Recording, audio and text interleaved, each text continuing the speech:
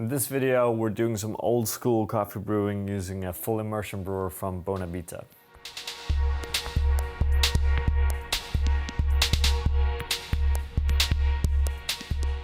Welcome, my name is Patrick Rolfe and this is Coffee with April. Today, we're gonna do a full immersion brew using a Bonavita immersion brewer. Now, there's a few different versions of this, both from Bonavita in different materials, but you also have variations from, for example, Hario, being the Hario switch, or also Clever Dripper, of course. Out of all of these kind of versions, we prefer to go with this, both because of the ceramic material, but also because of the slightly faster drawdown, and also, we believe, a bit more consistency in terms of the brews.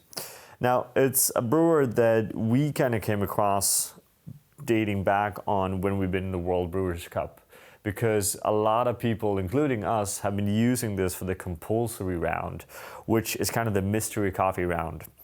And you do that often because doing a full immersion is allowing you to control the extraction of the coffee in a very effective way. And often you're able to really make a coffee that perhaps isn't the best coffee in the world become a bit tastier, a bit more balanced, and a bit more sweeter.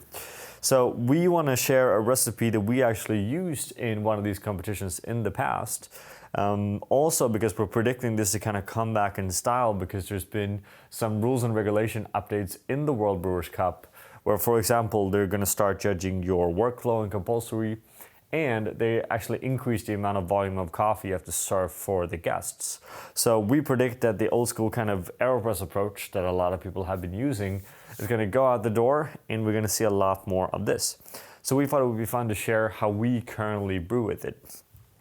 So naturally, the coffee we're using today is probably not what we're going to see in a Compulsory round in a World Brewers Cup. We're brewing a natural processed SO28 from our partner farm, Volcan Azul in Costa Rica.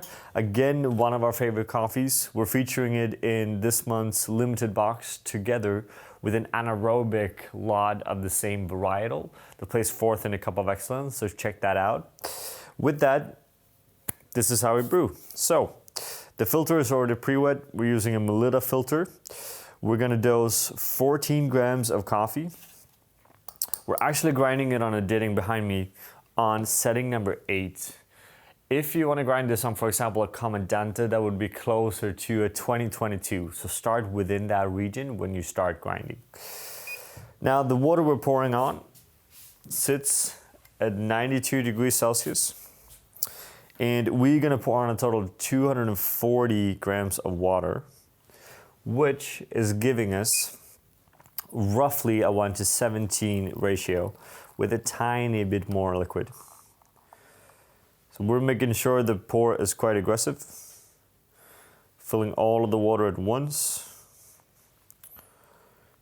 And you're gonna see that your total pour is gonna be done roughly at 20 seconds. Now, after this, we wait. There really isn't much more to it. What we're gonna do here is that we're gonna do a full immersion for 5 minutes in total. Then we're basically gonna do a quick break of the crust, which we're gonna see building up more and more as we brew. And then we're just gonna let it draw down. And this should be ready within a total time of 7 minutes, which is then giving you enough time to serve it for the judges in a Compulsory round, for example. So that's important to kind of think about if you would take this to a competition. You are going to be relatively tight with time, but what we find is that if we let this sit for a shorter amount of time, let's say 3 minutes, 4 minutes, we haven't felt that we're able to actually get the most out of the coffee. Now, a lot of people compare this way of brewing with, for example, of cupping, which is true in the sense that it's a full immersion brew.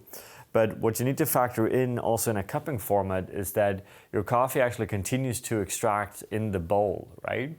And you taste it often 10, 12 minutes after you've done the initial pour.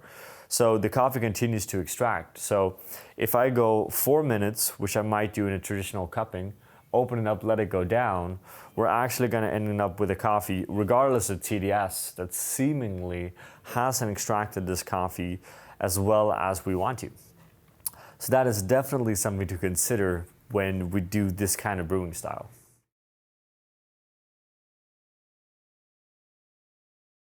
Now we are coming up at 5 minutes, and before we get there, we're gonna make a quick kind of side note pitch here, because we have been trying to figure out a way for you guys to know better what kind of grind size we're using in these videos.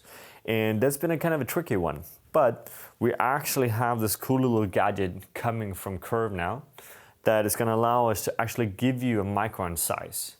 So the cool thing is, regardless of what grinder you're using at home or wherever you are, you should be able to actually replicate the grind sizes that we use fairly accurately using this tool. So that's just a quick little side note that will come up in future videos. Now at 5 minutes, we're gonna take this up, putting it on top of the vessel, and then we need to open, making sure that all the coffee draws down. Now, what we're gonna see here is that the initial drawdown is gonna go fairly quick. I'm also gonna give it a quick stir now.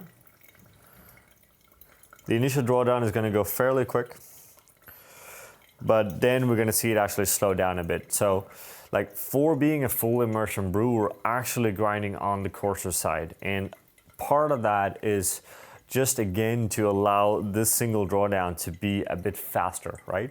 Because we want this done within 2 minutes from the fact that we're open it, more or less, right? And I also like to pitch that this is fairly easy to replicate in terms of using it on different volumes as well. So if you want to brew more coffee, you can easily do this using a similar approach, even though you should change the grind size with that. Keep in mind that a smaller brew, again, for us is all about consistency. So it gives you more control because you have a lower mass of coffee. It's easier to saturate it with more water. And we find quite often that the best, most consistent cups of coffee in competition and outside of competition is smaller brews, more or less. That's really very simple. So we're letting all of the coffee go down here. And that is going to take a bit of time, but it is going to come eventually, right? Now, as with all brew methods, there's a lot of discussions whether you should reference the coffee bed in the end as some kind of proof of being an even extraction versus not.